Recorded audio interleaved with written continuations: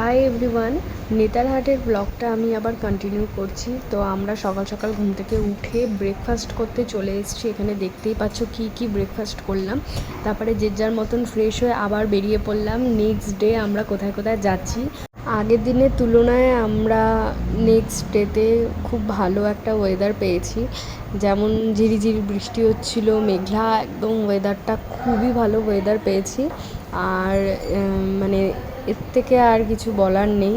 নেতারহাট যারা যাওনি তোমরা, আমি বলবো তারা একবার হলেও এই মনসুনে ঘুরে এসো। মানে প্রকৃতির এই সুন্দর দৃশ্য দেখলে তোমাদের এমনিই মন জুড়িয়ে যাবে। আর তার সাথে যদি ফ্যামিলি বা ফ্রেন্ডসরা যায় তাহলে তো আর কোনো কথাই হবে না। আর আমরা ভীষণই মজা করতে করতে গেছি। চারিদিকে যেখানে যত দূর তাকাচ্ছে তত দূরই শুধু গাছপালা আর গাছপালাই দেখতে পাচ্ছি। এমন সুন্দর মনোরম দৃশ্য দেখতে দেখতে আমরা চলে এসেছি আমাদের ফার্স্ট লোকেশন লোথ ফলসে। তো এখানে প্রায় 300খানার মতন সিঁড়ি আছে। গুগলে দেখলে আরেকটু বেশি হয়তো তোমাদের বলবে, কিন্তু 300টার মধ্যে কমপ্লিট। তো এবার আমাদের যাওয়া শুরু হলো। আর এখানে তোমরা কয়েকজনকেই দেখতে পাবে, বাকি 3জন ওরা একটু আগে এগিয়ে গেছিলো অনেকটাই, কারণ এখানে একসাথে ওরমভাবে যাওয়া সম্ভব না। তো সবাই একটু দাঁড়াচ্ছে যাচ্ছে, এরকমভাবেই যাচ্ছে। বিশেষ করে আমি তো অনেকবারই দাঁড়িয়েছি।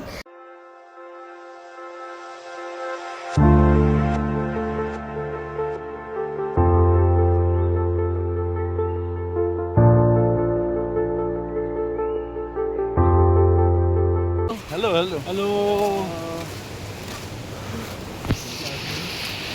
তো এতক্ষণ পর ফাইনালি আমরা ফলসের একদম কাছাকাছি চলে এসেছি। আর যা দেখলাম, মানে দৃশ্যটা নিজের চোখে না দেখলে তোমরা একদমই উপভোগ করতে পারবে না।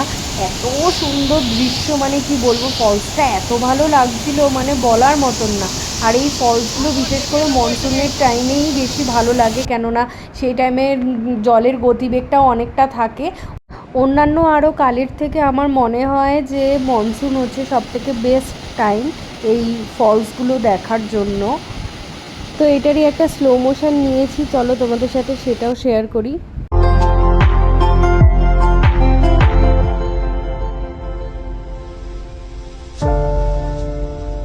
আর প্রকৃতির এত মনোরম দৃশ্য এত কাছ থেকে দেখার একটা আলাদাই অনুভব সৃষ্টি হয়। তো ফলস দেখে নেমে আমরা সেখানে অনেক ছোট ছোট দোকান মতন করা ছিল। তো সেখানেই আমরা আমাদের লাঞ্চটা কমপ্লিট করে ফেললাম। ভাত, ডাল, একরকম সবজি করা ছিল ওদের, আর দেশি চিকেন। এবার আমরা হোটেলের দিকে ফিরে যাচ্ছি। লোথ ফলস দেখার পর আমরা আরও দুটো ফলস দেখেছি। একটা হচ্ছে মির্চাইয়া, সেখানে মানে গিয়ে কোনো তেমন জলের কিছু নেই, একটু হালকা শুকনো ছিল বলে তাই আর কোনো ভিডিও নেওয়া হয়নি।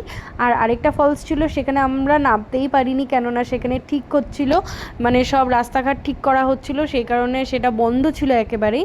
তো এবার আমরা হোটেলে ফিরে যাচ্ছি। আর হোটেলে গিয়ে তো সেই আগের দিনের মতন আমাদের সেই মস্তি হয়েছে। ভিডিওটা এডিট করতে করতে সেই মজাগুলোকে মানে মনে পড়ে যাচ্ছে, সেই মজাগুলো যে কতটা মজা করেছি আমরা সকলে মিলে। তো ফুল ব্লগটা তোমরা দেখতে থাকো। আই হোপ তোমাদের ব্লগটা দেখতে খুব ভাল লাগছে।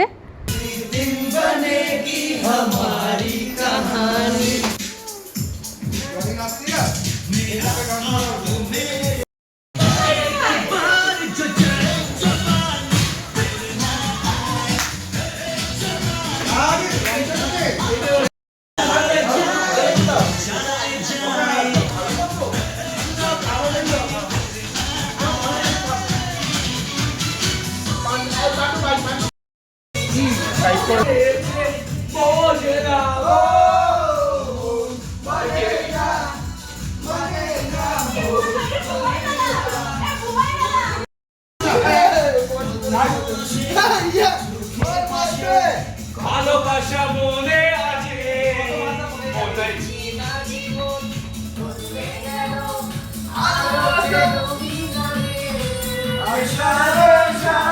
ভালোবাসা মন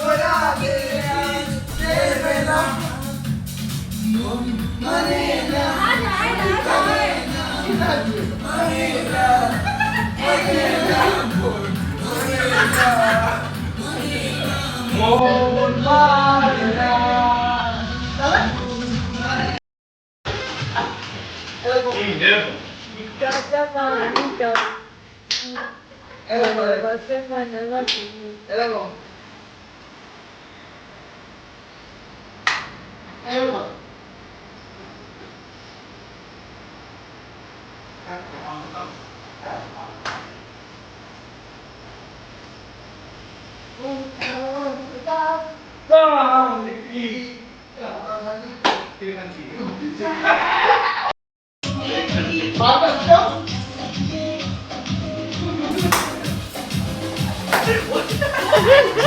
তো পরের দিন আমরা আবার সেম ব্রেকফাস্ট করেই, সেটা আর দেখালাম না, তোমাদের সাথে শেয়ার করলাম না, একই ব্রেকফাস্টে ছিল মেনু, তো সেটা করেই আমরা বেরিয়ে পড়লাম।